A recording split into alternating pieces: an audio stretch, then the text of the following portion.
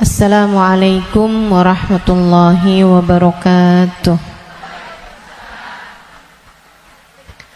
Alhamdulillah, wassalatu wassalamu ala Rasulillah Muhammad ibn Abdillah wa ala alihi wa sahbihi wa man wala. Subhanaka la ilma lana illa ma 'allamtana innaka antal alimul hakim. Rabbi shrah li sadri wa yassir li amri wahlul 'uqdatan min lisani yafqahu qawli, amma ba'du. Betapa kematian sesuatu yang pasti. Allah Subhanahu wa taala berfirman dalam Al-Qur'an. Kata Allah, fa'bud rabbaka hatta ya'tiyakal yaqin. Fa'bud rabbaka hatta ya'tiyakal yaqin. Sembahlah Allah Subhanahu wa taala Tuhanmu. Kamu sembah Allah Subhanahu wa taala hatta ya'tiyakal yaqin. Sampai kapan kita nih diminta buat nyembah Allah? Sampai kapan kita diminta buat ibadah? Kata Allah, hatta ya'tiyakal yaqin, sampai datang sesuatu yang pasti. Apa yang pasti? Ayil maut. Yang dimaksudkan dengan suatu yang pasti itu adalah mati. Karenanya siapapun kamu di atas muka bumi ini harus belajar, berusaha buat jadi hamba Allah Subhanahu wa taala yang taat. Mudah-mudahan Allah mudahkan. Amin ya rabbal alamin. Jadi orang hidup gak ada yang pasti, teman-teman. Gak ada yang pasti buat orang yang hidup. Ada yang mulai dari kecil sakit terus, ada. Gak ada yang pasti hidup itu. Yang pasti ketika seseorang hidup hanya satu, namanya mati. Kalau kamu diberi kehidupan, maka satu waktu nanti kehidupan tersebut akan diambil kembali oleh Allah Subhanahu wa taala. Sebab memang hidup di dunia, begitu kamu diberi kehidupannya, udah pasti kamu akan berjumpa dengan kematian. Enggak ada yang pasti dalam hidup selain mati. Nah, kalau emang yang pasti itu mati, ngapain sisa hidup enggak dipakai buat berbekal menuju sesuatu yang pasti? Ngapain bekalannya untuk sesuatu yang enggak pasti? Misalnya nih, kamu umur tamat SMA, umur 15. Kalau kamu berpikir bahwa saya umur segini berarti udah deket lagi mau nikah, bekalan menuju nikah. Misalnya, apa yang kamu kerjakan? Hidung kurang mancung, mancungin alis kurang nyelirit, kurang bulan sabit, kamu sabitin alis kamu. Bibir kurang sekarang ini musim orang suka bibir lebar-lebar. Ya udah dah, saya tambahin biar agak turun bibirnya, biar doer bibirnya. Kalau kamu berpikir bahwa kamu akan menuju kepada kematian, kalau kamu berpikir kamu akan menuju kepada pernikahan, kamu kemudian berbekal menuju ke arah sana. Tapi kan sebenarnya nikahnya emang udah pasti? Belum pasti nikahnya. Betul? Orang hidup gak pasti nikah, teman-teman. Berarti kalau kayak gitu gimana nih caranya nih? Gimana cara kita menjadikan hidup kita bermakna? Takutnya udah siap-siap, tahu-tahu nggak dapet, iya kan? kan? Kan sia-sia. Kalau gitu yang pasti aja, kamu hidup biar bermakna, pastikan hidupmu adalah saatmu berbekal menuju kepada kematian. Saya tuh waktu SD kabarnya pinter.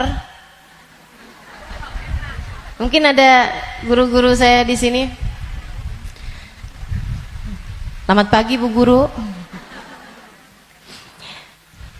Kabarnya dulu pinter waktu saya sekolah. Saudaraku sekalian saya muliakan, tapi saya dulu selalu punya pikiran bahwa bisa jadi umur saya nggak panjang. Walaupun ternyata itu tidak terbukti ya. Sampai dengan sekarang saya masih ada di atas muka bumi ini, udah panjang hidup saya.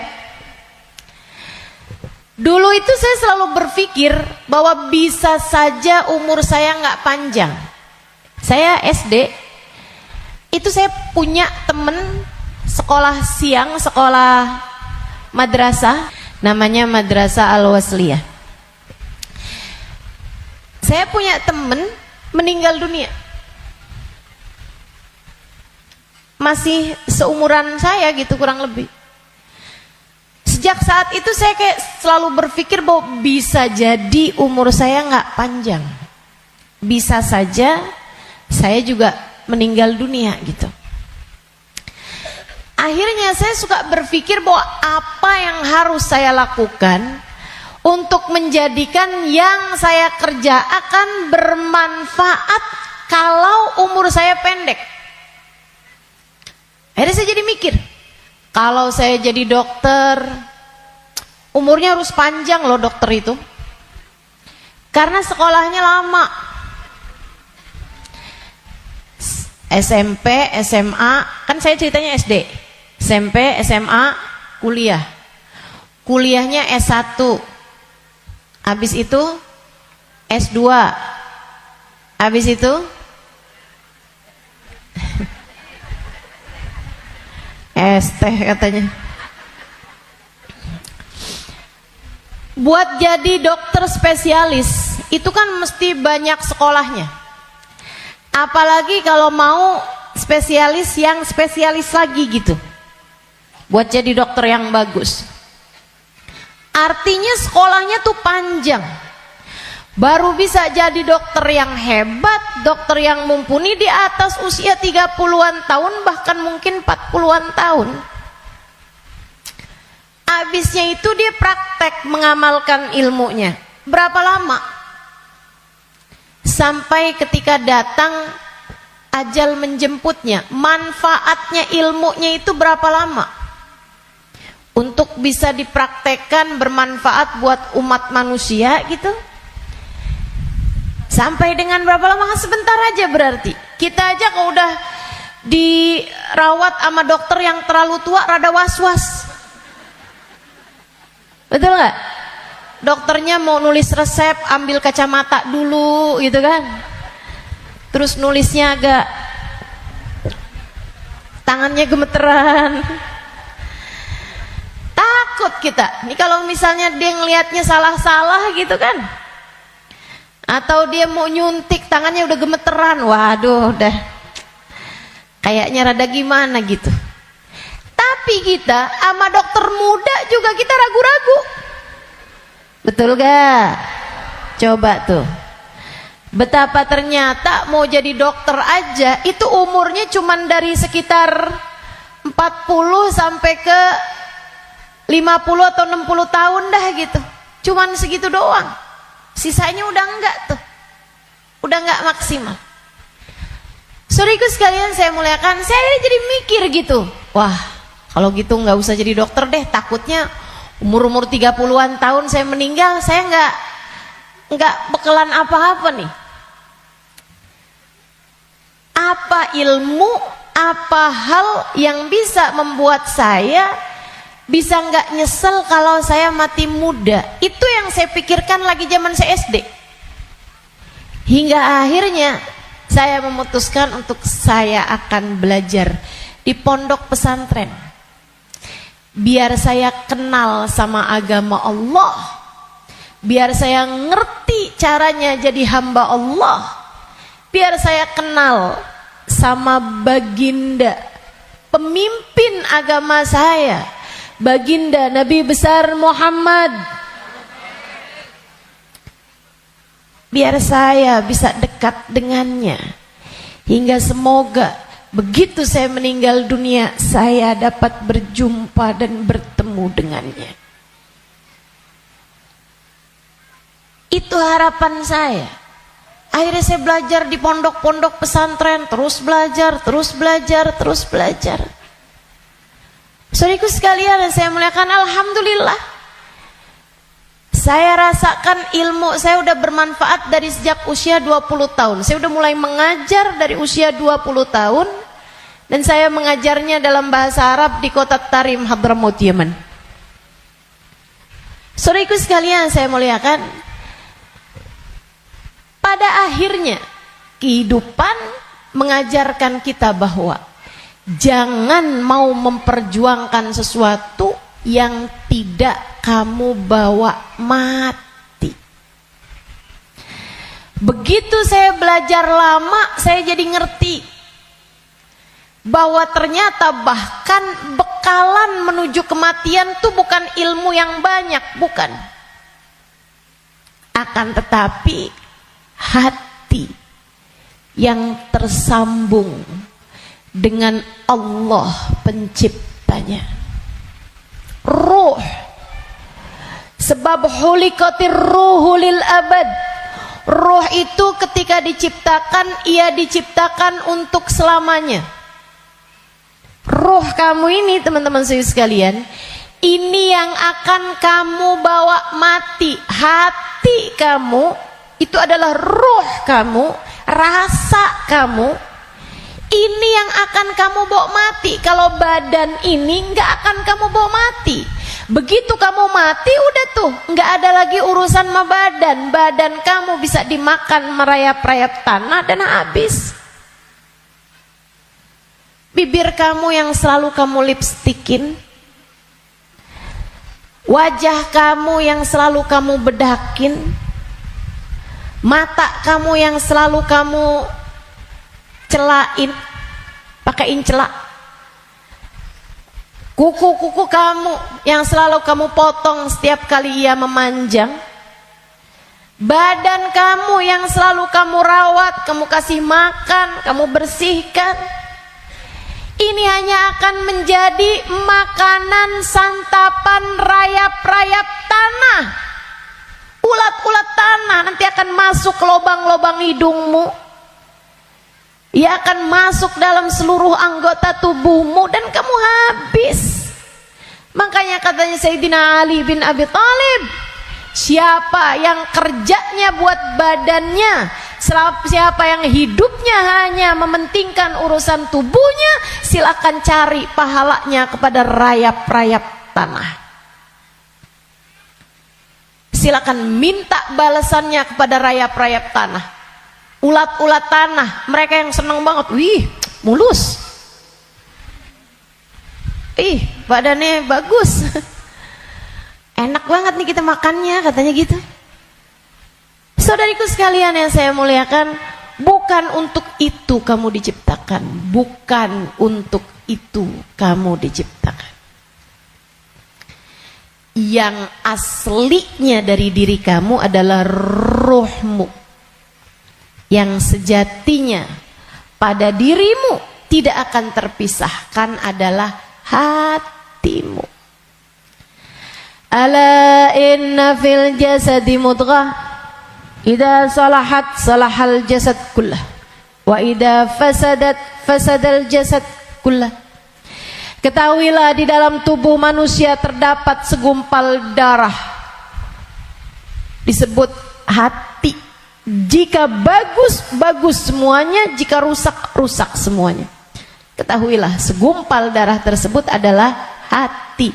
Disitulah ruh ditiupkan. Disitulah ruh sejatinya berada, meskipun mengalir sampai ke seluruh tubuh kita. Ruh itu. dihembuskan saat janin badanmu itu berusia 4 bulan dalam rahim ibu kamu, ditiupkan lewat ubun-ubun.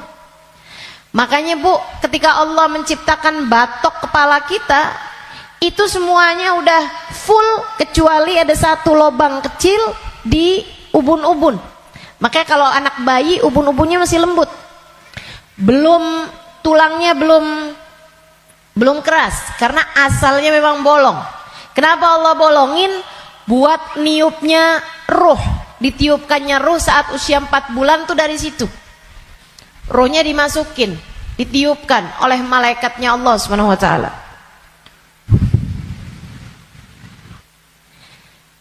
Pusatnya ditaruh di jantung atau di hati, pusatnya tuh ditaruh di hati, menyebar ruh tersebut sampai ke ujung-ujung jari. Itu ruh. Kalau datang kematian, dicabut lagi dari ubun-ubun. Malaikat pencabut nyawa sama halnya dengan malaikat peniup ruh, itu memulai pekerjaannya dari ubun-ubun. Ini nyabut nyawanya juga dari sini.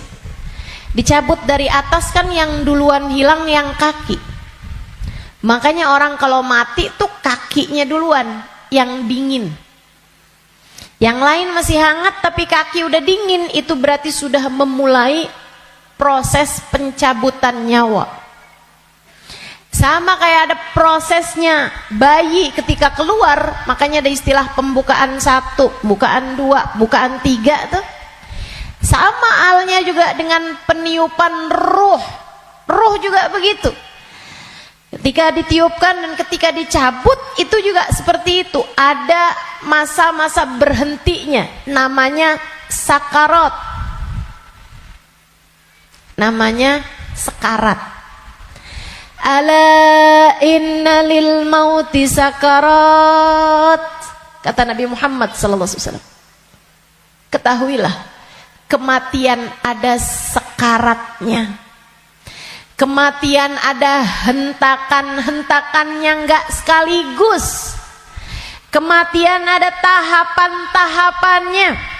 Ditarik jeret sampai ke lutut. Jadi yang dingin duluan, yang enggak ada ruhnya duluan kakinya. Tarik lagi sampai ke pusar. Pusar kita nih. Tarik lagi sampai ke ulu hati. Banyak orang yang kalau orang tersebut dimurka Allah Subhanahu wa taala, malaikat maut mencabut nyawanya dengan main-main. Dimain-mainin rohnya. Padahal sakitnya setengah mati. Kata Sayyidina Ali bin Abi Thalib, la darba bisayf 30 darbah ahab ilayya min sakrah min sakaratil maut. Badan saya dicacah-cacah pedang 30 kali cacahan pedang lebih saya sukai daripada satu sakaratul maut. Sakit setengah mati. Buat orang yang suka main-main dalam hidupnya, ada banyak di antara mereka yang ketika ajal datang menjemputnya, malaikat maut memain-mainkan saat pencabutan nyawa. Sakitnya luar biasa. Tapi ada banyak juga hamba-hamba Allah yang hidupnya santun, yang hidupnya berakhlak pada Allah, nggak pernah main-main dalam hidupnya. Allah pun memudahkan saatnya sakaratul maut. Kayak doa orang-orang tua kita, Allahumma hawwin alaina fi sakaratil maut wan najata minan nar. Ya Allah, ringankan saatnya sakaratul maut. Dia nggak bilang, ya Allah jangan ada sakaratnya dong buat kematian saya. Nggak bisa gitu. Atau ya Allah jangan kasih saya sakit saat sakaratul maut. Nggak bisa gitu juga. Karena memang sakaratul maut itu sakit. memang pasti sakit. Jadi yang diminta adalah Allahumma khaffif alaina fi sakaratul maut. Ya Allah, ringankan sakitnya sakaratul maut. Apa yang bisa meringankan? Maksudnya ringannya tuh gara-gara apa? Kalau kamu tanya sama saya, Ustazah, ringannya sakaratul maut tuh gara-gara apa? Saudaraku sekalian, sesuatu itu sakit bisa jadi ringan itu karena dua hal. Satu, karena memang sakitnya itu levelnya jadi ringan. Kan begitu? Sakit kan ada level-levelnya. Memang Allah jadikan sakitnya itu ringan, jadi berkurang sakitnya. Itu banyak yang seperti itu, sehingga sakaratul mautnya kayak nggak sakarat gitu, karena sama sekali nggak kesakitan. Ada yang begitu, memang diringankan sama Allah Subhanahu Wa Taala. Level sakitnya memang diturunkan oleh Allah Subhanahu Wa Taala, semacam itu. Atau yang kedua, Allah alihkan fokusnya sehingga dia jadi kayak nggak berasa sakaratul maut, karena Allah memalingkan fokusnya bukan kepada sakitnya, tapi kepada sesuatu yang lain. Apa? Allah palingkannya dengan apa? Yang paling indahnya, yang paling enaknya adalah dengan dihadirkannya baginda Nabi besar Muhammad sallallahu alaihi wasallam di saat sakaratul maut tersebut. Sakit, tapi enggak jadi terasa sakitnya sebab ia bisa lihat Nabi Muhammad. Sebab dihadirkan Nabi Muhammad untuknya. Sakit, tapi ya enggak terasa. Gimana coba? Gimana sakitnya mau terasa kalau kamu bisa ketemu Nabi Muhammad? Nabi Muhammad misalnya berkata kepadamu, selamat datang wahai umatku. Ya udah nggak ada lagi rasa sakitnya, teman-teman. Udah jadi indah semuanya. Banyak yang begitu juga. Kekasih berjumpa dengan kekasihnya di saat sakaratul maut. Banyak. Kita ustazah gak tahu deh. Minta aja. Doa aja. Walaupun gak pantas. Biar gak nyesel. Betul gak? Betul gak? Mau doa tapi rasanya kayak gak pantas gitu ustazah. Orang kayak saya kematiannya dijemput sama Nabi Muhammad. Emang gak pantas. Yang kayak kamu ngomongin orang, yang kayak kamu kalau sholat berantakan, betul?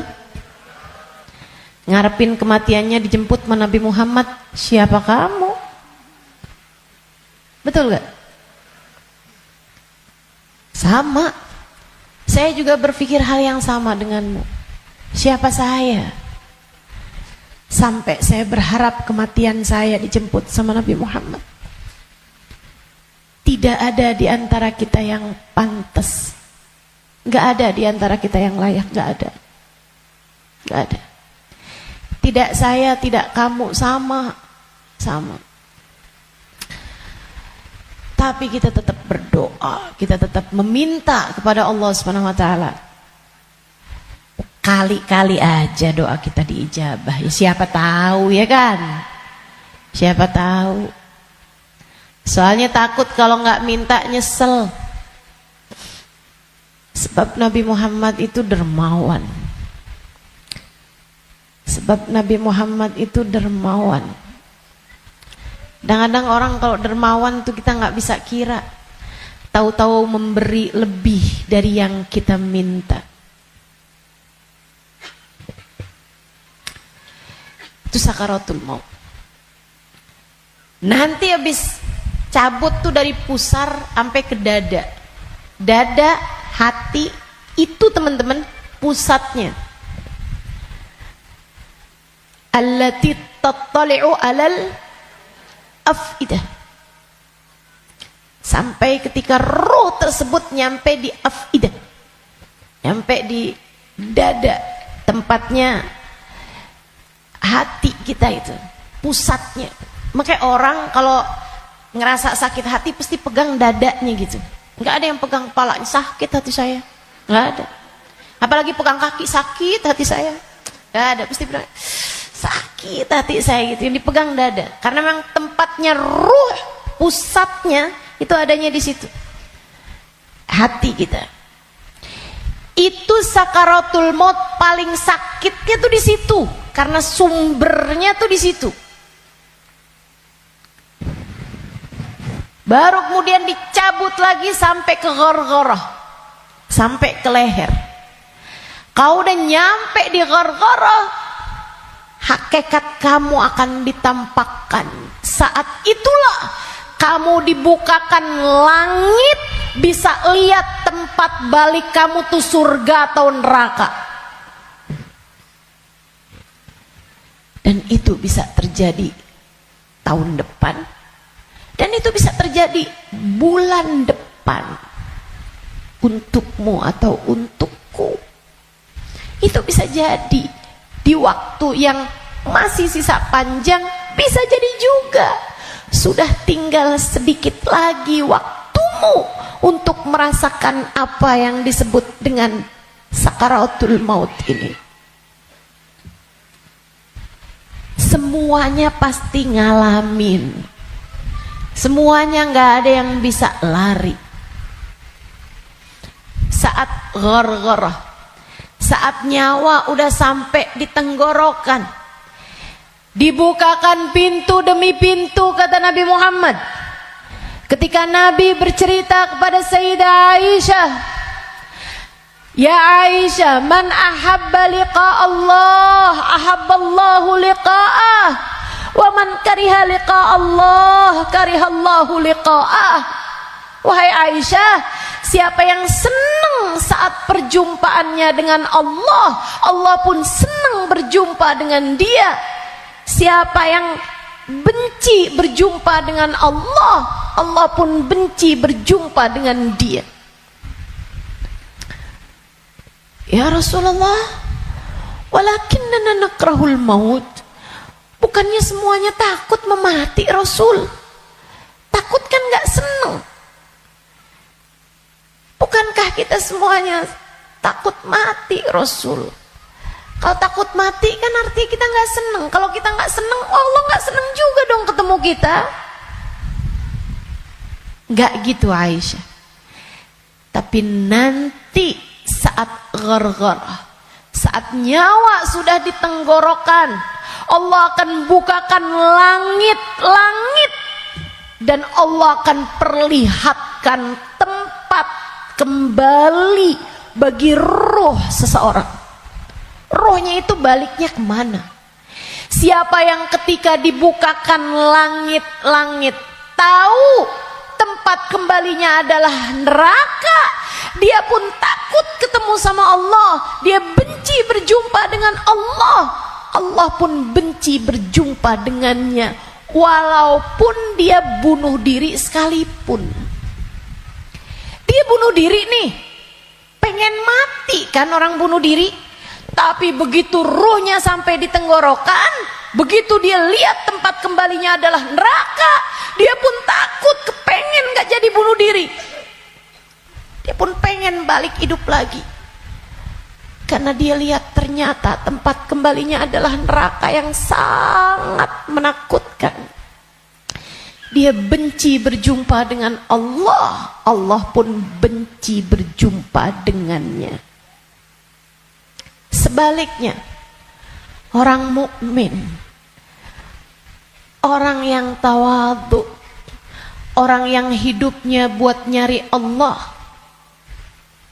walaupun sebenarnya takut, walaupun sebenarnya ngeri, tapi saat langit dibuka, dia diperlihatkan bahwa tempat kembalinya adalah surga. Dia pun rindu, dia pun ingin, dia pun cinta untuk berjumpa dengan Allah. Dia pun bahagia, dia sukacita berjumpa dengan Allah. Allah pun sukacita berjumpa dengannya. Allah pun suka untuk berjumpa dengannya. Nih, saat ghargharah ini Allah cerita dalam Al-Quran di surat Al-Mu'minun, hatta idza jaa ahadahumul maut qala rabbi rji'un la'alli a'malu salihan fima taraktu kalla innaha kalimatun huwa qailuha wa min waraihim barzakhun ila yaumi yub'atsun. Sadaqallahul azim. Kata Allah, sampai ketika kematian datang kepada kalian, ketika ruh sampai di tenggorokan, dia akan berkata, Rabbirji'un, balikin saya lagi ya Allah, balikin saya lagi ya Allah. Setahun, biarkan saya tinggal lagi di dunia setahun ya Allah. Nggak boleh sebulan ya Allah, nggak boleh seminggu ya Allah. Minggu depan deh ya Allah, matinya minggu depan aja. Gak boleh minggu depan, sehari ya Allah. Besok mati gak apa-apa, jangan sekarang.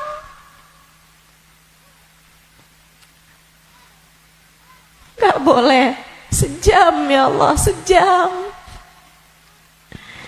Sejam lagi matinya ya Allah, balikin lagi ya Allah. Rabbirji'un la'alli a'malu salihan fima taraktu. Saya akan segera bagi-bagi harta saya buat sedekah. Saya akan segera sholawatan kepada Nabi Muhammad. Saya bakal segera baca Al-Quran. Saya bakal segera sholat. Saya mau minta maaf sama orang-orang.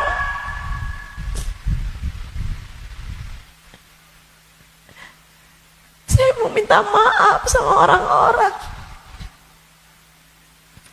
Sisakan untuk waktu walaupun 1 jam. La'alli a'malu salihan fima taraktu. Aku akan mengerjakan kebaikan yang selama ini saya tinggalkan.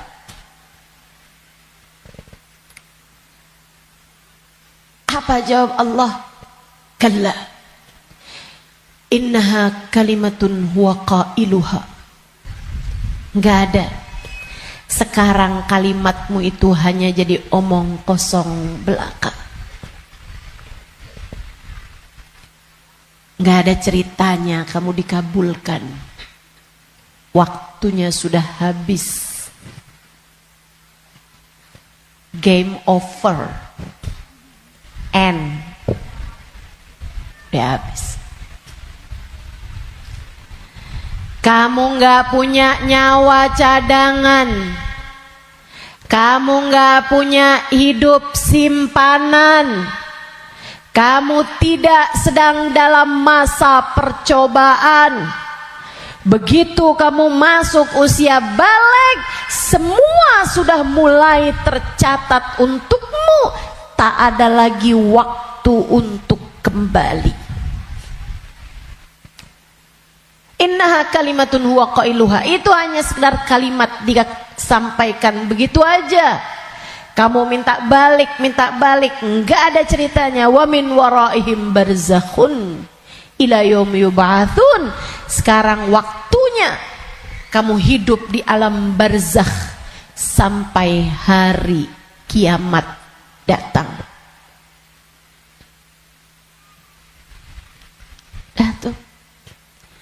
nggak bisa balik lagi. Makanya serem sama kematian teman-teman, karena deket. Aqrab ghaib yuntadhar, kata Nabi Muhammad. Perkara gaib yang paling dekat sama kita kematian. Si ini meninggal, si itu meninggal, si itu meninggal, si itu meninggal. Semua meninggal. Maka sebagaimana kamu melihat satu hari ada jenazah diangkut, satu waktu jenazah kamu yang diangkut. Sebagaimana kamu lihat ada nama seseorang, kamu dengar nama seseorang diumumkan di masjid, satu waktu namamu yang akan diumumkan di masjid. Kamu lihat satu hari ada nama seseorang muncul dengan ucapan berbelasungkawa, turut berduka cita, yang ada di Instastory orang-orang, satu waktu nama kamu yang akan ditulis di situ. Sebagaimana ada broadcast di grup-grup WhatsApp yang menuliskan nama-nama orang dengan ucapan meninggal dunia, satu waktu akan ada namamu yang ada di situ. Inna lillahi wa inna ilaihi rojiun. Turut berduka cita atas meninggalnya Halimah binti Utsman al-Idrus. Akan ada waktunya. Semua akan ada waktunya. Semua akan ada gilirannya. Pasti tanpa terkecuali. Kamu akan datang giliranmu, pasti tanpa terkecuali. Kamu bakal mati, Bu. Kamu akan mati, Dek. Kamu bakal mati, Nak. Pasti. Masalahnya tinggal, akankah Allah berkenan menerimamu? Saya tuh dulu suka liatin tulisan kalau ada orang meninggal dunia, semoga rohnya diterima di sisi Allah. Saya suka mikir gitu, ya masa ditolak, ya diterima lah. Fakta membuktikan. Kita nggak pernah lihat ada orang habis meninggal dunia terus balik lagi. Lah, bukannya kamu seminggu yang lalu meninggal? Oh, nggak diterima. Pernah? Nggak pernah. Ya saya suka pikir gitu. Ya diterima lah. Masa mau ditolak? Orang meninggal mau meninggal gitu. Tapi sesudah saya belajar, tuh waktu saya kecil mikirnya begitu. Sesudah saya belajar di pondok pesantren, belajar terus. Saya jadi paham betapa berartinya ucapan itu. Sebab kamu, saya, ketika meninggal dunia akan menjadi salah satu dari dua kelompok orang. Ada yang ruhnya diterima di sisi Allah dengan penuh keridhaan. Ada yang ruhnya diusir dari rahmatnya Allah, sebab Allah murka kepadanya.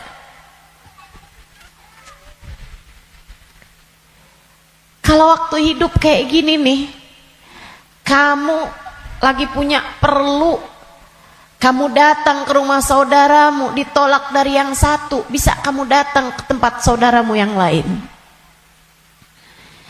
Anak kamu harus masuk rumah sakit, harus segera dioperasi, misalnya gitu.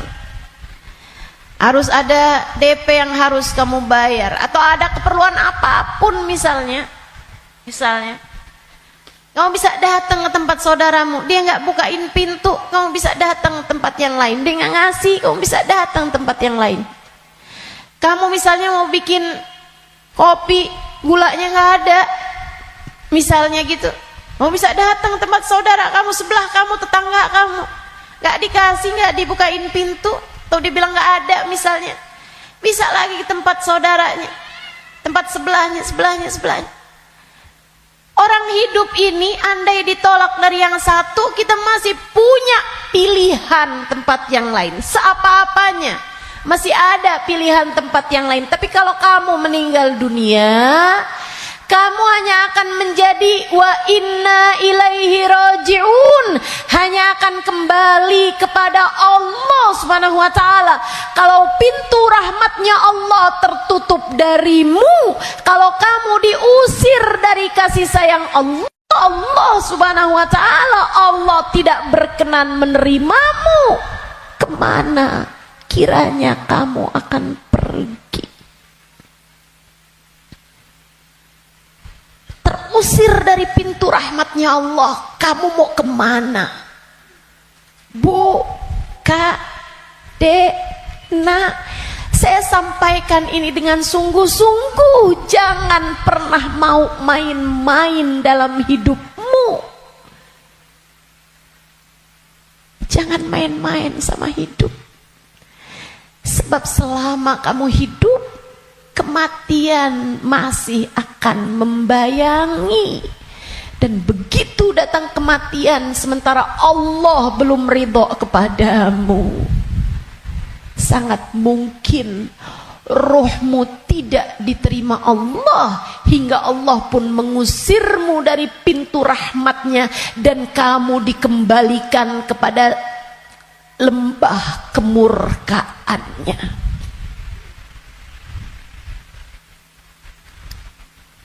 Dimurka Allah Subhanahu wa taala. Dimurka Allah Subhanahu wa taala. Enggak enak. Kita tuh dibenci sama suami kita aja rasanya enggak enak. Kita dibenci sama saudara kita aja setengah mati, enggak enak rasanya. Bukan begitu? Bayangkan kalau kamu datang ke rumah Allah, kamu datang kepada Allah, sementara Allah mengusirmu dan tidak ridho kepadamu serta benci kepadamu, dan kamu gak bisa balik lagi ke atas muka bumi ini, kayak apa rasanya? Dalam keabadian kamu dimurka, dalam keabadian kamu dibenci, dalam keabadian kamu tersiksa.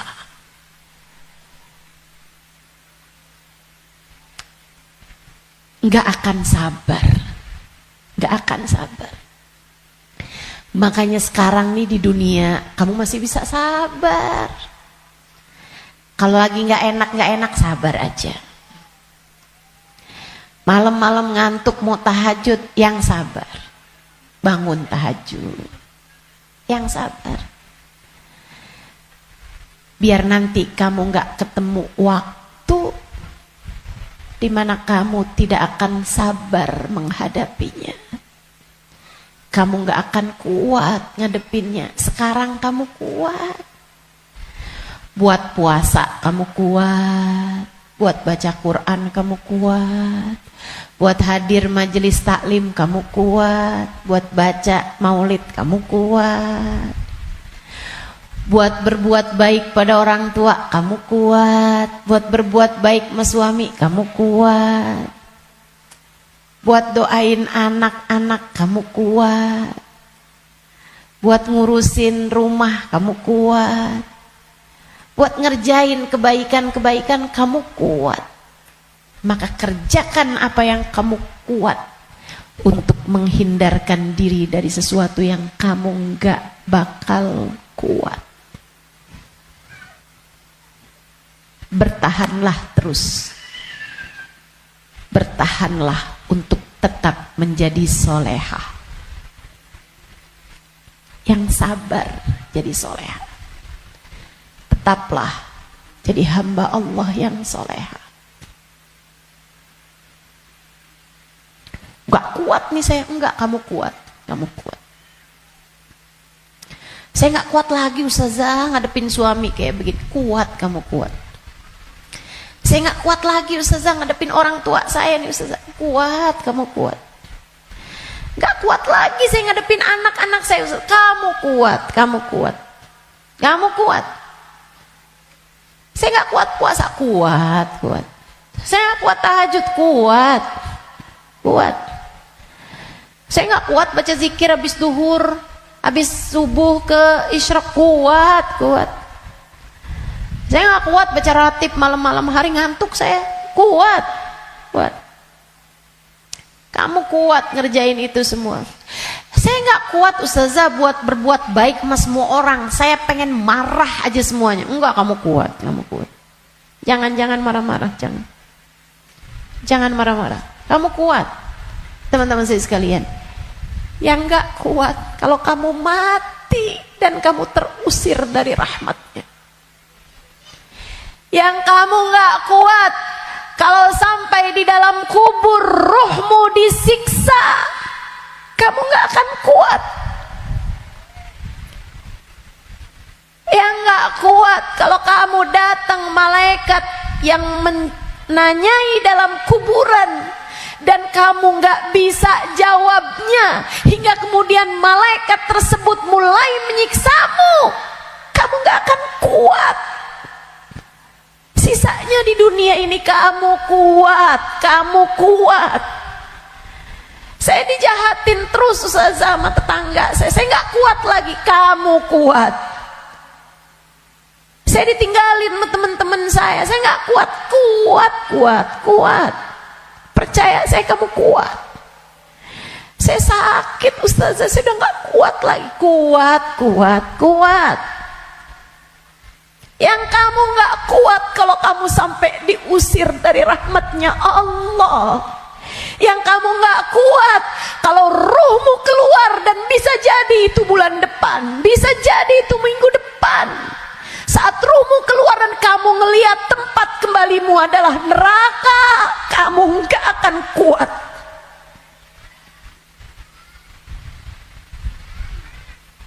Gak akan kuat.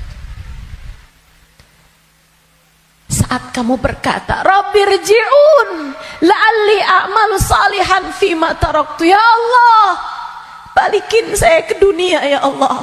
Balikin saya, kasih saya hidup lagi ya Allah. Itu yang kamu gak akan kuat. Sekarang di dunia semuanya kamu kuat jalaninnya. Kuat. Kamu mampu.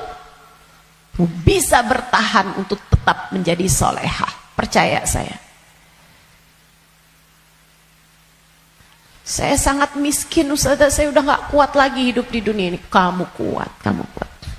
Saya ambil utang aja ustazah, dipinjol, saya udah gak kuat lagi. Kamu kuat, jangan utang. Jangan ambil utangan. Apalagi pakai riba. Lebih kamu nanti tambah rusak jalannya, tambah salah hidup kamu. Kamu kuat menjalani kehidupan di atas muka bumi ini teman-teman. Yang kamu gak kuat kalau sampai mati Allah murka padamu. Kamu enggak akan kuat. Maka yuk berbekal. Dengan apa berbekalnya? Satu, hidup yang benar. Tetaplah istiqomah. Sholat jangan ditinggal. Ibadah jangan ditinggal. Apa yang kamu bisa kerjain. Sedekah biar kata sedikit jangan ditinggal. Saya orang miskin ustazah, saya nggak bisa sedekah banyak-banyak. Tapi kamu masak, banyakin kuahnya kata Nabi. Bagiin tetangga, kasihin tetangga kamu pas kamu lagi masak. Saya nggak bisa sedekah ustazah, tapi kamu masak nasi, pakai sambal, iya. Apa?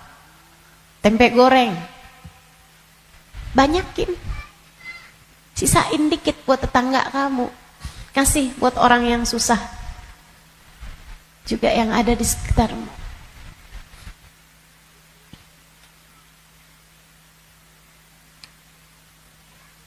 Itu pesan Nabi kita Muhammad SAW. Berbuat baik.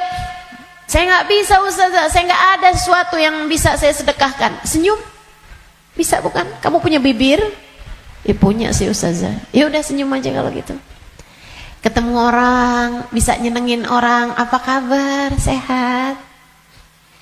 Atau Saat kamu bangun di waktu malam, kamu angkat tanganmu, kemudian kamu bilang, ya Allah, sayangi tetangga-tetangga saya ya Allah, sayangi teman-teman saya ya Allah, ampuni dosa-dosa mereka ya Allah, orang di kampung saya ya Allah, ampuni dosa-dosanya ya Allah. Sedekah kamu buat mereka, kebaikan kamu buat mereka. Berbuat baik semampu yang kamu bisa, sebisa yang kamu mampu. Apaan aja. Bahkan sekedar kalimat pujian buat suami kamu. Alhamdulillah kamu sehat, saya senang kalau kamu udah sehat. Kata-kata yang enak gitu. Jangan sakit lagi ya, saya kesian kalau lihat kamu sakit. Saya sayang sama kamu.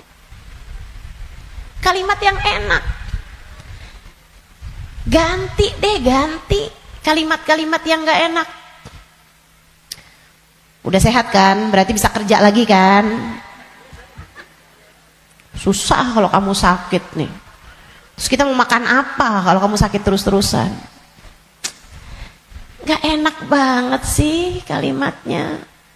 Kamu bakal mati. Maka pilihlah kalimat yang gak jadi penyesalan bagimu sesudah kematianmu. Yang bagus ngomongnya, yang bagus. Jangan sakiti hati orang. Iya Kak? Bu? Dek? Ucapanmu kepada orang tuamu nak, yang bagus, yang bagus. Mama yang sehat ya Ma. Mama yang sehat. Enggak kok, Mama gak pernah ngerepotin. Saya seneng ada Mama. Tetaplah sehat Ma. Tetaplah kuat Ma. Yang bagus ngomongnya. Nanti nyesel kalau kamu yang pergi atau mamahmu yang pergi.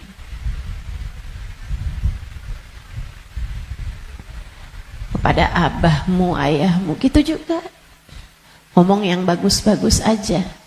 Biar gak tambah banyak penyesalanmu ketika datang ajal menjemputmu. Apapun dari kebaikan yang bisa kamu lakukan, lakukanlah. Udah gak usah kayak mikir-mikir, saya mau pakai kerudungan kapan ya? Gak usah. Sekarang orang senegeri udah pakai kerudungan semua kok. Selagi kamu perempuan ya pakai penutup aurat. Saya nggak tahan Ustazah, saya nggak kuat pakai jilbab. Kuat kok.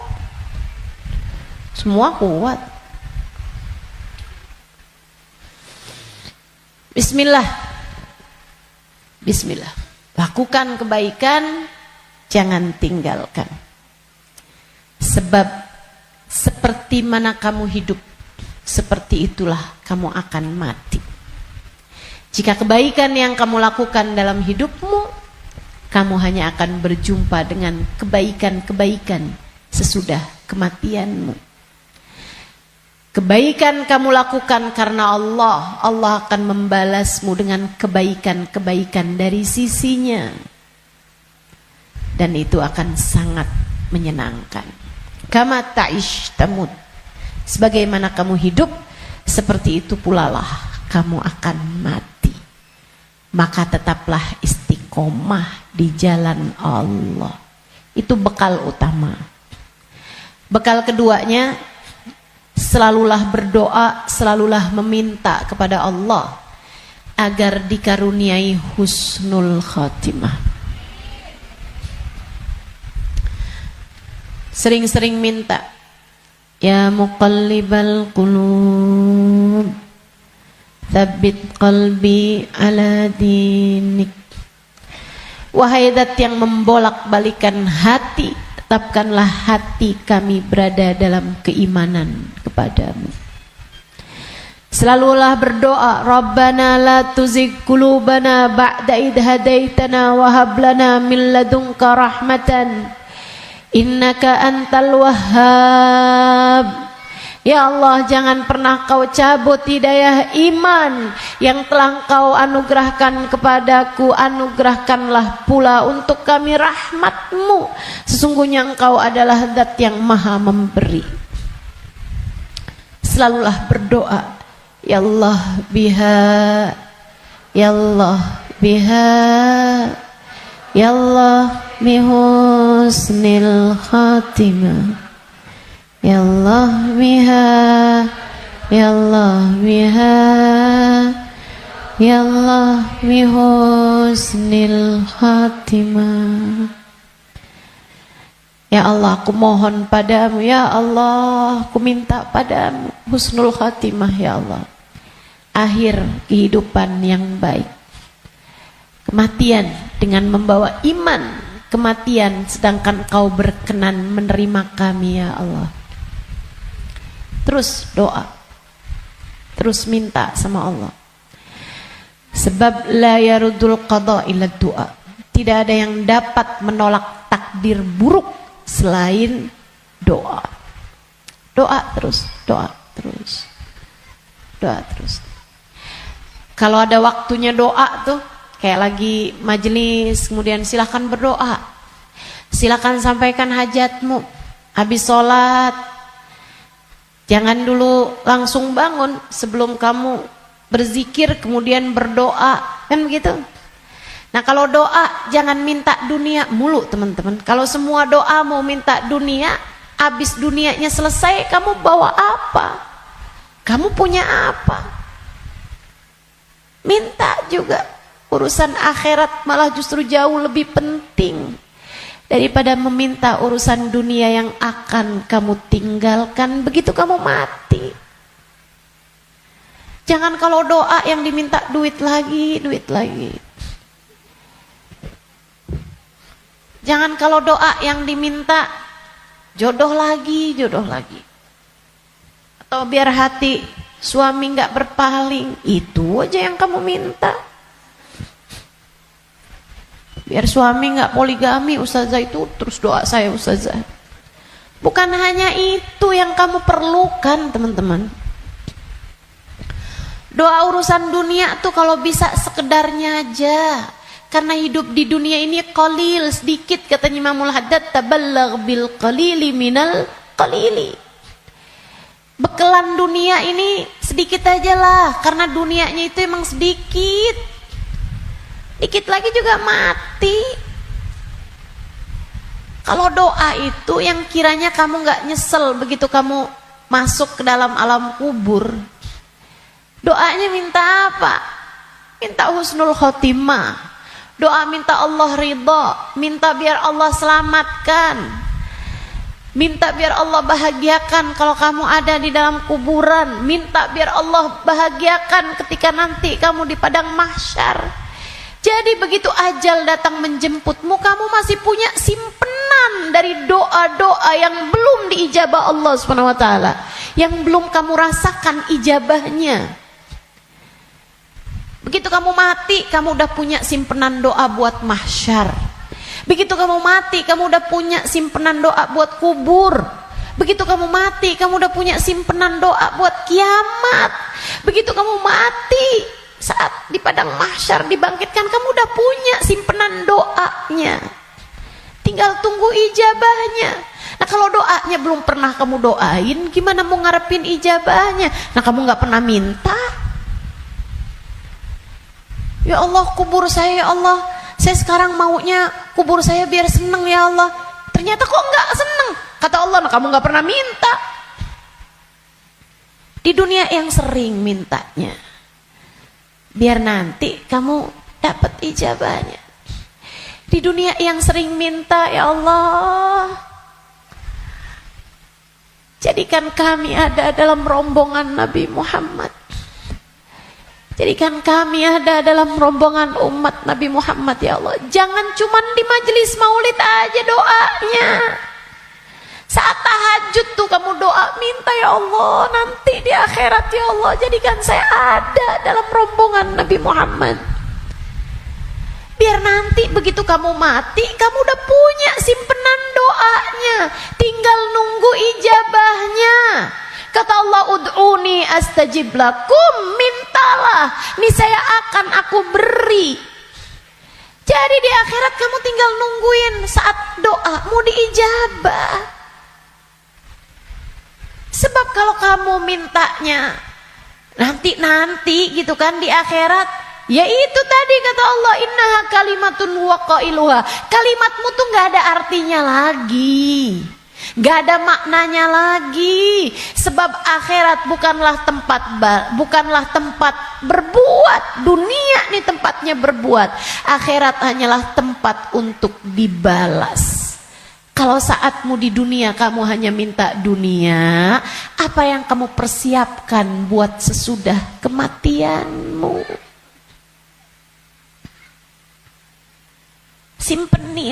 Simpenin doa-doa yang banyak buat akhirat, karena akhirat itu jauh lebih panjang, jauh lebih penting, jauh lebih berarti, jauh lebih bermakna. Dunia ini hanya sebentar, teman-teman. Jangan sampai nyesel. Jangan sampai nyesel. Doa. Doa tidak pernah hanya sekedar. Itu adalah semua yang kamu perlukan. Kita semua perlu doa. Semua perlu doa. Makanya banyak-banyak doa. Minta sama Allah agar kehidupan kamu sesudah kematian menjadi kehidupan yang menyenangkan. Amin ya Rabbal. Satu tadi istiqomah taat, bekal menuju kematian ya. Yang kedua tadi apa? Doa.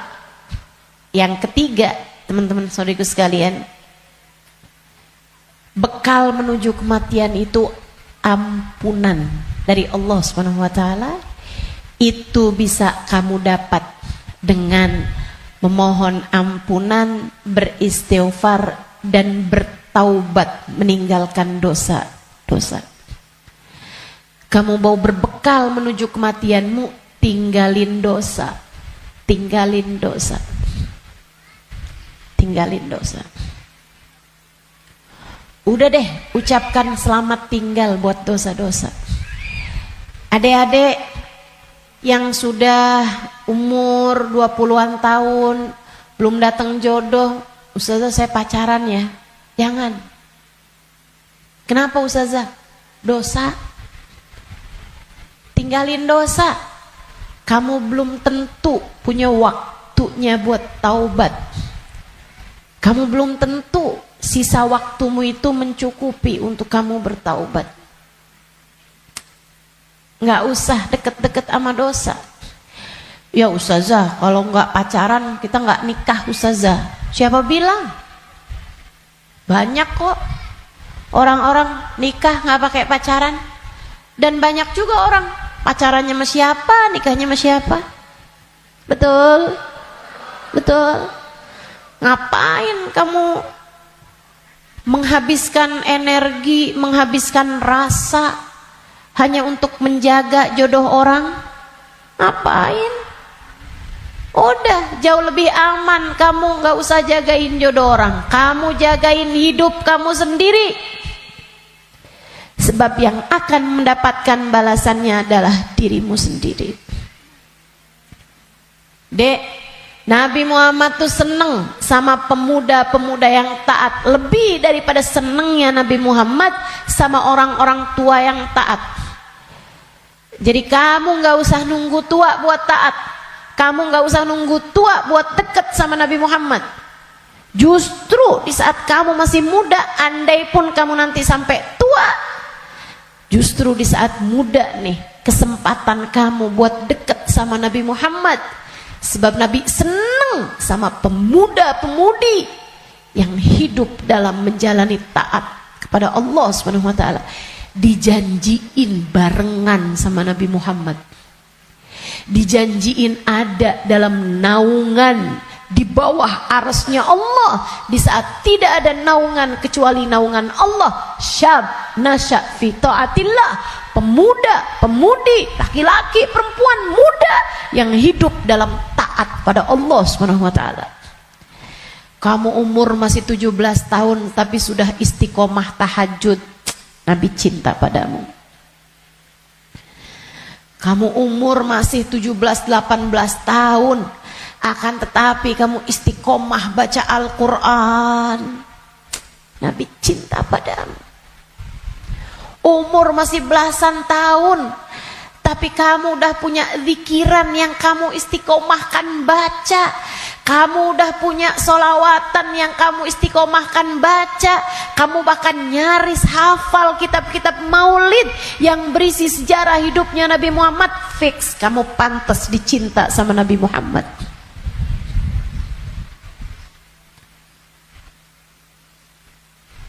Kamu punya kesempatan besar untuk bisa jadi orang yang kelak di hari akhirat nanti membersamai Nabi Muhammad.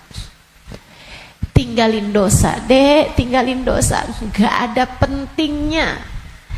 Kamu gak akan seneng nantinya sama dosa itu. Kelihatannya kayak bagus tapi bikin sumpek. Kelihatannya kayak enak tapi bikin hati gelap. Kelihatannya kayak membahagiakan padahal itu hanya akan menyusahkan hidupmu saja. Tinggalin dosa. Semua yang ada di sini, yang tua, yang muda, tinggalin dosa, tinggalin dosa. Itu cara kamu biar bisa berbekal menuju kematian yang indah. Yang terakhir, kamu pengen berbekal menuju seindah-indah kematian adalah dengan mencintai orang-orang soleh. Gaulmu itu loh benerin. Gaulnya sama orang bener, biar kamu bisa bener. Sayangnya sama orang bagus di mata Allah, orang soleh, orang solehah. Sayangnya sama ulama, sayangnya sama guru-guru, gitu kan? Sama ustadz, sama ustadzah, sama kiai, sama bunyai, sama habib, sama habibah, sama hubabah.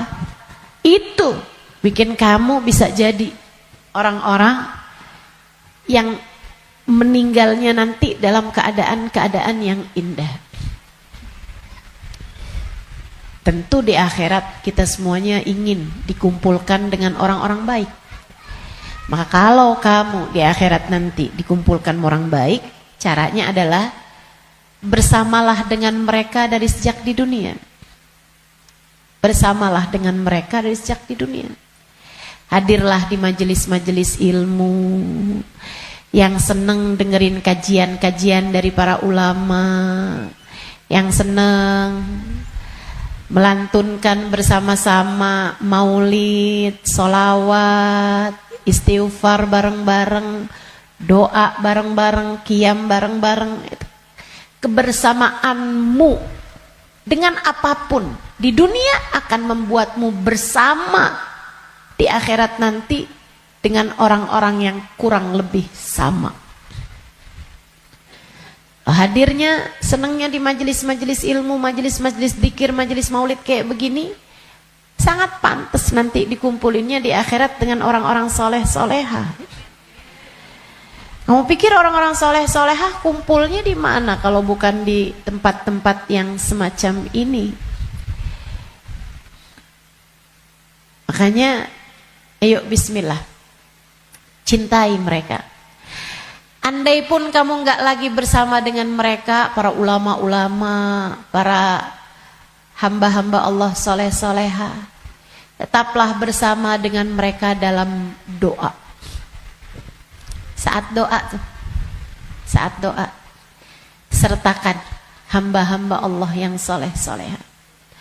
Guru-gurumu doain, ulama-ulama doain, orang-orang tercinta di sisi Allah doain. Ustazah, Kan nggak manfaat ya Ustazah. Saya nih kan orang punya banyak dosa, ngapain doain guru-guru saya? Orang-orang taat semua, ahli-ahli ibadah semua, ngapain saya doain? Saya jauh lebih perlu buat didoain sama mereka daripada saya mendoakan mereka. Andai pun begitu, ini masalah keberpihakan. Ini masalah kebersamaan. Ini masalah urusan penautan hati. Teman-teman saudaraku sekalian, saya doakan guru-guru saya doakan Habib Umar bin Hafid, saya doakan Hubabah Nur, saya doakan Habib Zain bin Smith, saya doakan mereka biar hidupnya menyenangkan, biar betah hidupnya di dunia, biar sehat. Saya doakan mereka biar semakin dicinta Allah, semakin disayang Allah. Saya doakan semoga lancar dakwahnya, semoga bahagia hidupnya. Saya doakan. Teman-teman saudaraku sekalian, saya doakan. Walaupun saya yakin saya lebih memerlukan doa mereka daripada doa saya. Apalah arti doa saya untuk mereka? Saya tahu itu. Tapi saya tetap berdoa untuk sebuah keberpihakan. Saya doa untuk sebuah keberpihakan. Saya doa. Teman-teman saudaraku sekalian saya muliakan, kamu tahu nggak? Kalau ada artis-artis dunia, aktor-aktor dunia, pemain bola sakit misalnya, yang doain ribuan orang, yang doain bahkan mungkin jutaan orang mendoakan orang tersebut, yang bahkan mohon maaf banyak diantara mereka yang nggak beriman kepada Allah.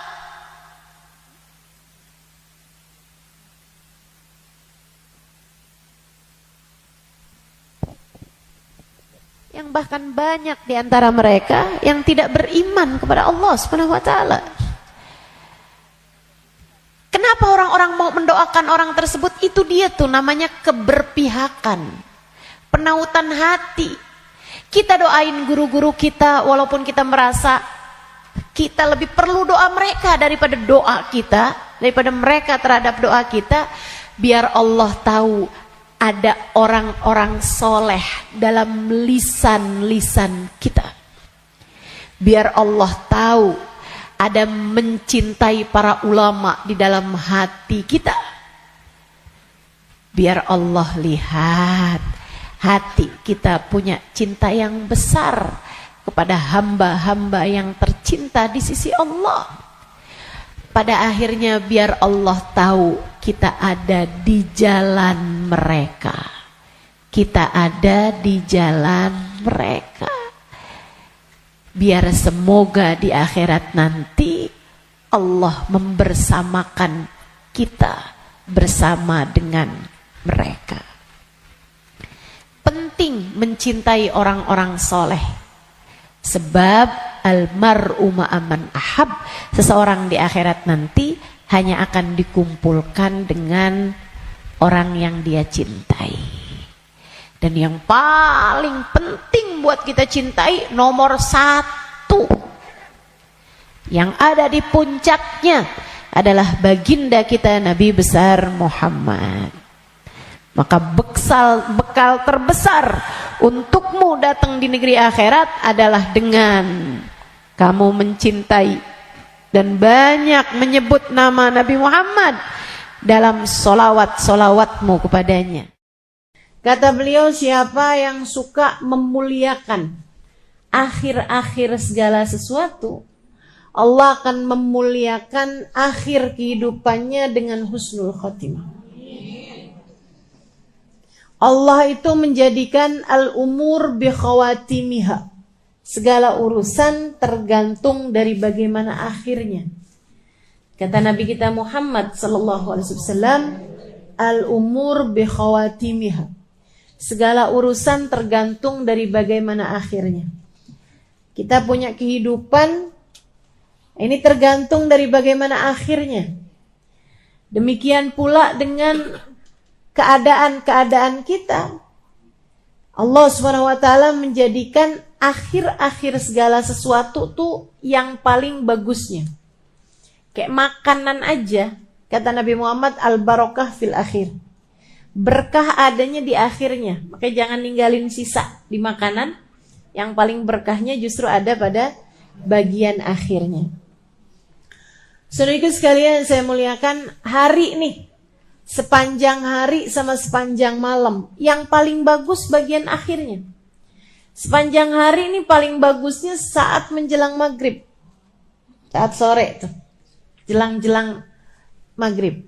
Sama waktu paling afdol bahkan dalam sehari semalam adalah bagian terakhir dari waktu malam, thuluthul lailil akhir, sepertiga malam yang terakhir. Bahkan dalam hadis Nabi Muhammad SAW mengatakan, Innallaha yanzil fi thuluthil lailil akhir wa yunadi hal min mustaghfirin hal min taib. Sesungguhnya Allah Subhanahu wa taala turun di sepertiga malam yang terakhir. Kemudian manggil-manggil, mana nih di antara hambaku yang mau bertaubat, yang mau kembali, aku akan terima.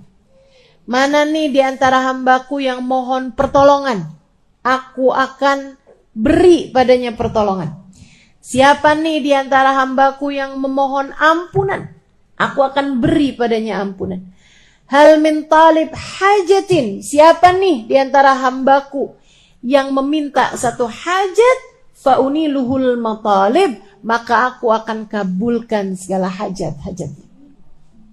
Waktu paling mustajab di akhir malam, sesaat menjelang subuh. Sampai-sampai dikatakan ma'uqitatil wilayah illa fi jawfil lail. Tidak diberikan kewalian kecuali di malam yang sangat gelap, di kegelapan malam. Kapan kegelapan malam?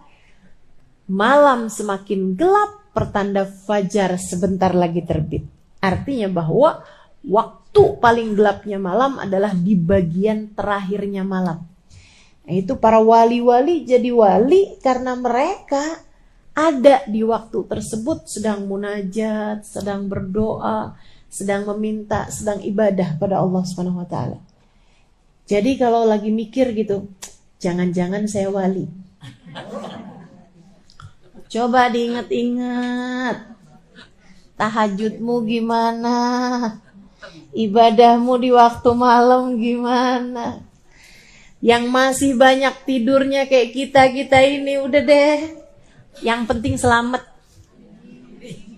Gak usah ngarep jadi wali.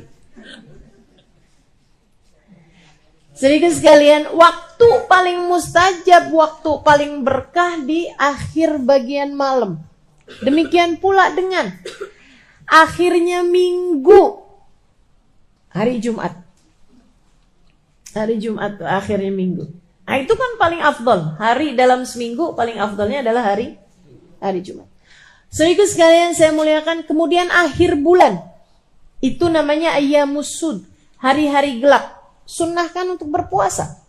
Sebagaimana disunnahkan pula untuk berpuasa pada hari-hari terang, yaitu ayyamul bid, tanggal 13, 14, 15 dari tiap bulannya. Nah, itu merupakan waktu-waktu yang mustajab.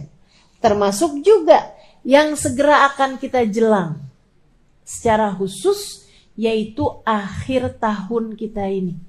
Waktu yang sangat mulia. Beliau mengatakan, Habib Umar bin Hafid mengatakan, kamu kalau pintar menghormati akhir tahun, akhir hari, akhir malam, gitu kan ya? Akhir dari segala sesuatu kamu suka muliakan, maka Allah Subhanahu wa taala akan memuliakan hidupmu dengan akhir yang terbaik. Kita nih hidup nih, mau kayak gimana kita jalaninnya, tetap nilainya tuh di bagian final. Sama tuh kayak orang lomba mau maraton kah, lomba mau cepet-cepetan setir mobil misalnya, lomba mau cepet-cepetan apapun aja, itu urusannya sama akhir, teman-teman. Gak ada orang ceritanya lomba maraton siapa yang paling cepet jalan di awal, gak ada. Pasti apakah dia nyampe garis finish apa enggak, apakah dia nyampe bagian akhirnya apa enggak. Yang awalnya santai-santai bahkan paling belakang, kalau akhirnya dia sampai di garis finish dalam keadaan paling awal, dia terhitungnya adalah juaranya, pemenangnya. Demikian pula dengan hidup kita. Andai ada orang sepanjang hidup berbuat dosa, kata Nabi kita Muhammad sallallahu alaihi wasallam, "Lau anna imra'an", andai ada seseorang dia ngerjain perbuatan dosa sepanjang hidupnya, kemudian di akhir hidupnya dia bertaubat, di akhir hidupnya dia kembali, kemudian dia diakhiri hidupnya dalam keadaan baik, maka dia akan masuk ke dalam surga Allah Subhanahu wa taala. Orang nih kafir sepanjang hidup, begitu akhir kehidupannya masuk Islam. Biar kata baru semenit masuk Islamnya, surga akhirnya. Semua tergantung dari gimana akhirnya. Saudara sekalian saya muliakan, namun sebaliknya juga, dan ini yang kita ngeri. Andai ada orang ngerjain taat seumur hidup, tapi akhir kehidupannya dia mengerjakan dosa yang membuat Allah Subhanahu wa taala murka hingga mencabut iman dari dalam hatinya, dia mati su'ul khatimah, maka tak ada jatah darinya dari kesenangan akhiratnya Allah Subhanahu wa taala. Dia hanya akan menjadi salah satu dari calon-calon penghuni api neraka. Semua tergantung dari bagaimana akhirnya. Nah, kita mau menuju akhir kehidupan kita nih. Gak ada loh orang yang jalannya mundur menuju kematian, gak ada. Gak ada orang yang tambah lama, tambah muda tuh gak ada. Emang tambah lama ya tambah tua, teman-teman. Tambah lama, tambah deket mau waktunya mati. Itu udah pasti. Karenanya kalau kepengen akhir kehidupannya dalam keadaan baik, yuk belajar buat memuliakan akhir-akhir segala sesuatu. Salah satunya adalah dengan kita memuliakan akhir tahun kita ini. Sehingga semoga nantinya saat akhir kehidupan kita, Allah memuliakan kita dalam husnul kematian yang indah, kematian yang bagus, kematian yang bagus. Nah, apa nih yang mesti kita lakukan nih di akhir-akhir tahun semacam ini, teman-teman saudara sekalian? Yang paling penting mesti banyak-banyak minta ampunan dari Allah Subhanahu wa taala. Istighfarnya mesti kita perbanyak. Emang dosanya banyak, minta ampunnya kan mesti banyak juga. Katanya ulama, kalau kamu ngerasa nggak bisa nyamain ahli ibadah dalam ibadah mereka, sekurangnya samain ahli taubat dalam permohonan ampun mereka. Kita mau nyusulin para wali nih dengan ibadahnya. Ya, saya udah tahu lah siapa diri saya. Dan saya rasa teman-teman juga ya 11-12 lah sama saya. Kan begitu? Ibadah kita serba terbatas, teman-teman sekalian. Quran kita terbatas, sholawatan kita terbatas. Ibadah malam kita terbatas, sedekah kita terbatas, lapar puasa kita terbatas, apalagi jaga hati kita terbatas, apalagi segala macam saya terbatas. Kayaknya yang gak terbatas itu cuma dosa. Dibilang ibadahnya banyak, kayaknya masih sedikit deh. Kalau dibilang ada yang banyak, itu adalah dosa. Ikut sekalian saya muliakan, kita rasanya kayak putus asa buat nyamain ahli ibadah dengan ibadah-ibadah mereka. Kalau saya baca tuh ibadahnya para walinya Allah Subhanahu wa taala, nggak usah yang jauh-jauh, teman-teman saudaraku sekalian. Ibadahnya Hubabah Khadijah binti Syekh Abu Bakar bin Salim, saya temui beliau. Saudaraku sekalian saya muliakan, waliyah min auliyaillah, seorang perempuan besar Yang ketika memandang wajahnya air mata saya tak berhenti bercucuran. Bukan karena wajahnya sangat cantik, rupawan, misalnya bukan. Tapi mungkin itu adalah bagian dari apa yang disebutkan oleh Nabi Muhammad SAW. Ketika ditanya tentang seorang wali itu yang kayak gimana, kata Nabi Muhammad menjawab, alladzina idza ru'u dzukirallah. Orang-orang yang ketika kamu memandang wajahnya mengingatkanmu kepada Allah. Para walinya Allah Subhanahu wa taala. Jalla jalaluhu wa ta'ala azamatuh. Saudariku sekalian saya muliakan, Wabah Khadijah. Teman saya ada yang nanya, Wabah, gimana sih Wabah nih ibadahnya apa? Kata beliau, nak, saya suka istighfar. Terutama di waktu malam. Kapan Wabah istighfarnya? Berapa banyak Wabah istighfarnya? Saya nggak pernah ngitung. Mulai jam berapa Wabah istighfarnya? Habis selesai sebagian witir, dia bilang salat isya, dia kerjain witir beberapa rakaat. Beliau bilang habis makan malam, mulai itu saya duduk siapin 5 kurma sama air. Dia bilang saya mulai baca istighfar yang beliau baca, astaghfirullah lil mu'minin wal mu'minat. Itu istighfarnya Wabah Khadijah. Ya Allah, saya mohon ampun untuk semua orang Islam, baik laki-laki maupun yang perempuan. Astaghfirullah lil mu'minin wal mu'minat. Dia bilang saya baca itu nggak saya hitung. Sampai saya berasa haus, saya minum air. Sampai nanti saya berasa mulai lapar, saya makan, mulai pengen istirahat, saya makan 1 kurma, saya minum airnya. Saya baca lagi. Ntar udah kayak berapa lama gitu kan, mulai kering tenggorokannya. Minum airnya lagi, makan kurmanya.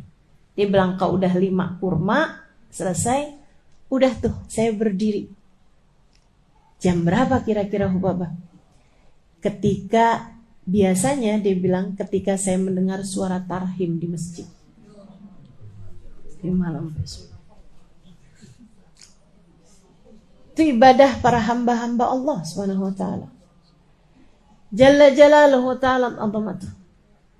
Teman-teman sekalian saya muliakan, para walinya Allah Subhanahu wa taala, kekasih Allah Subhanahu wa taala, demikian keadaan mereka. Gak usah jauh-jauh. Mungkin Wabah Khadijah masih agak nggak kelihatan mata gitu. Teman-teman sekalian, Hubabah Nur. Teman-teman semua alhamdulillah matanya telah diizinkan Allah memandang wajah wanita mulia itu. Hubabah Nur binti Habib Muhammad bin Abdullah Al-Haddad alaiha ridwanullah. Itu saudaraku sekalian saya muliakan. Tiap malam baca ratib.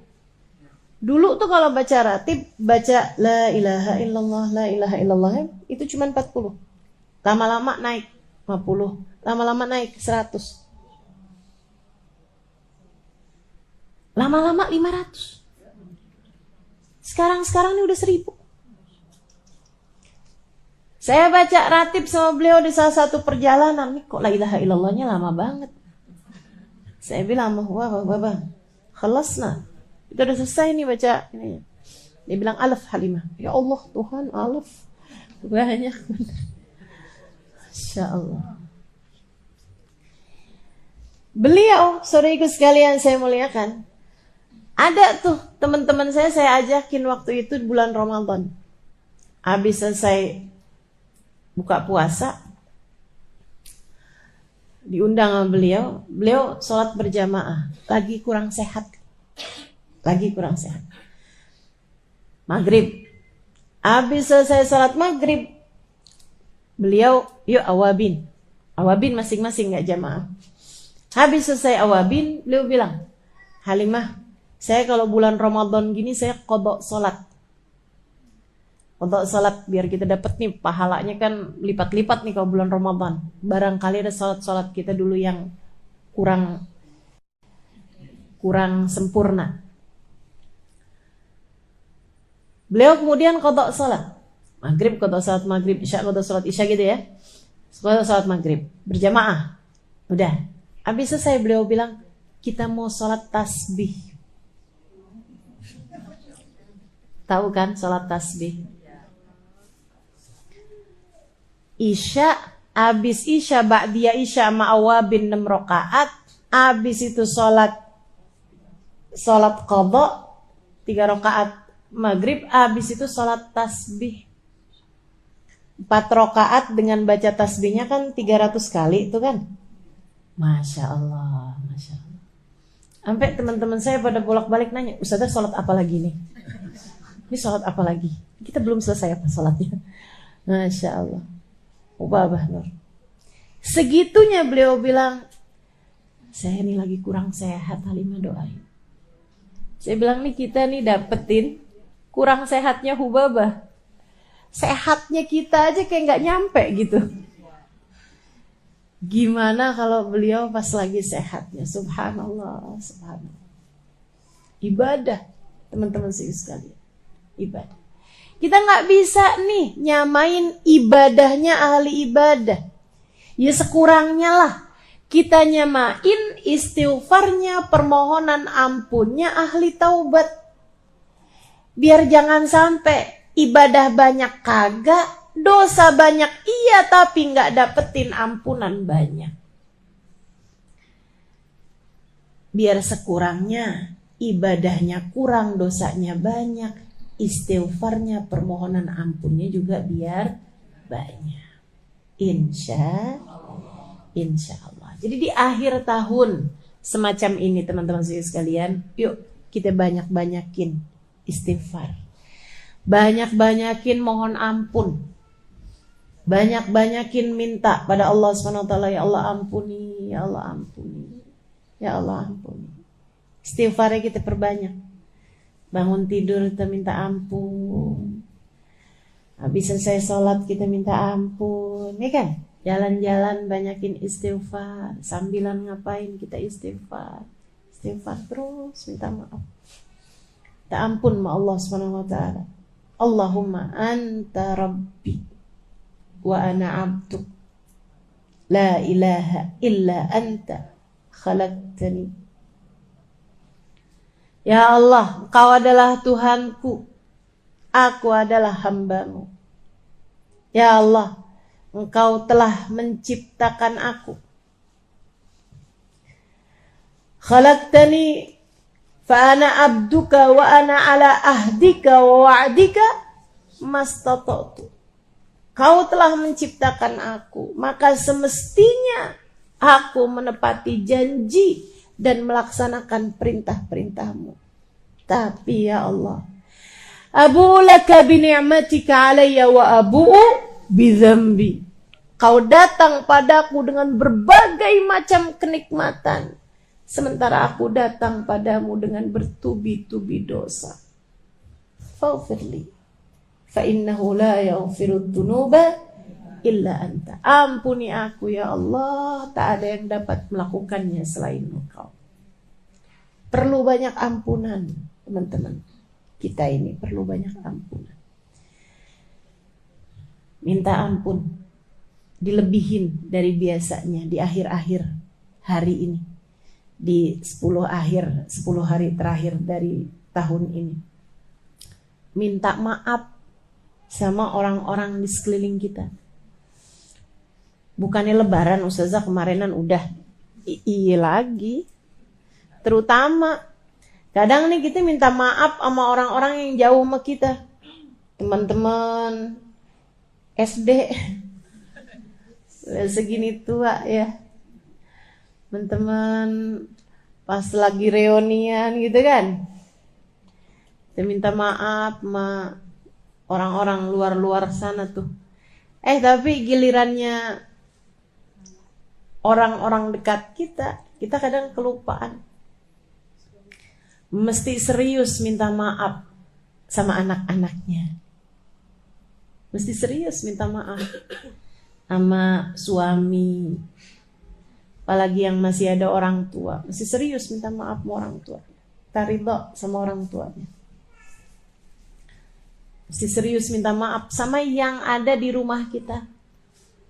kalau ada pembantu rumah tangga, yang paling banyak kita interaksi, yang paling banyak berkemungkinan kita berbuat dosa. Ya kan? Semakin jarang ketemu kan semakin jarang mestinya kita berbuat salah sama dia. Tapi giliran yang sering-sering ketemu ini kan yang paling mungkin. Ada ucapan kita yang gak benar, gak enak. Ada perlakuan kita yang menyinggung perasaan. Ada perbuatan kita yang merendahkan. Dan seterusnya. Buat yang pada masih punya suami, penting buat minta halal, minta ridha suaminya. Gak usah nunggu sakit. Pas lagi sakit baru minta maaf. Takutnya mati mendadak.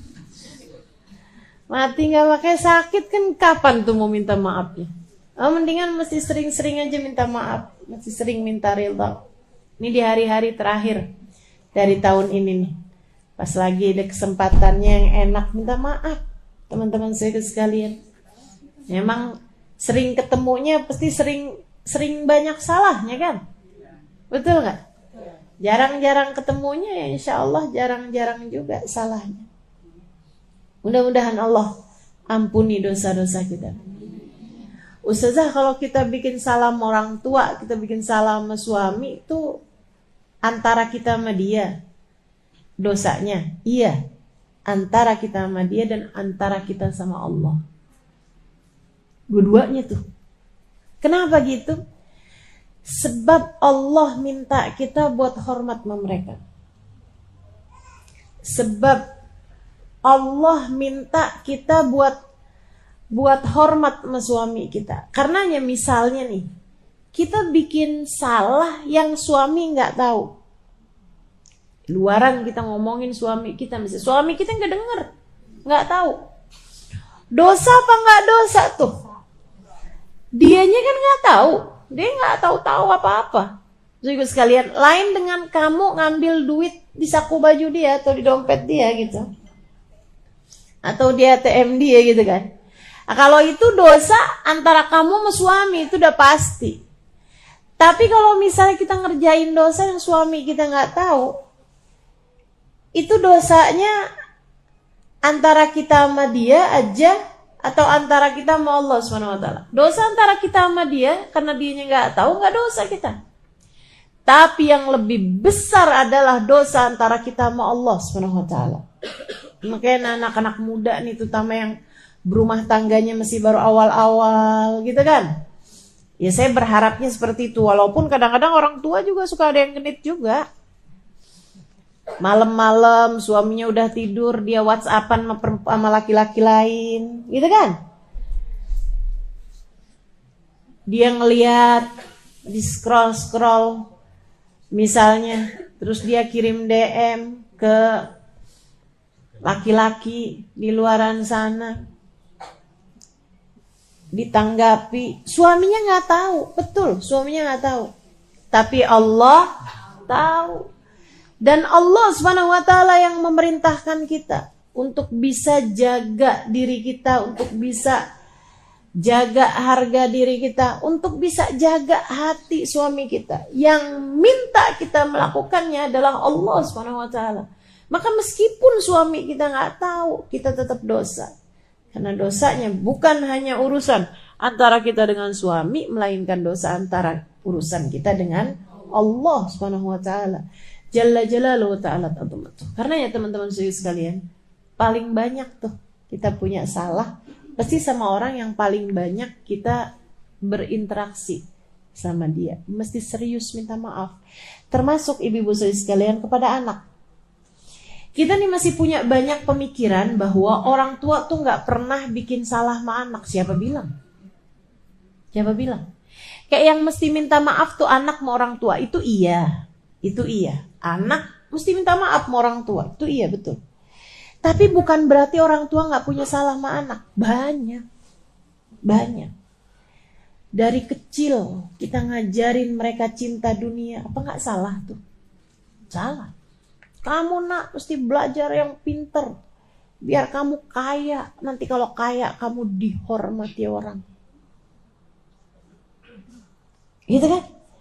Kita menanamkan hal yang salah dalam pikiran anak-anak kita, bahwa kemuliaan ada pada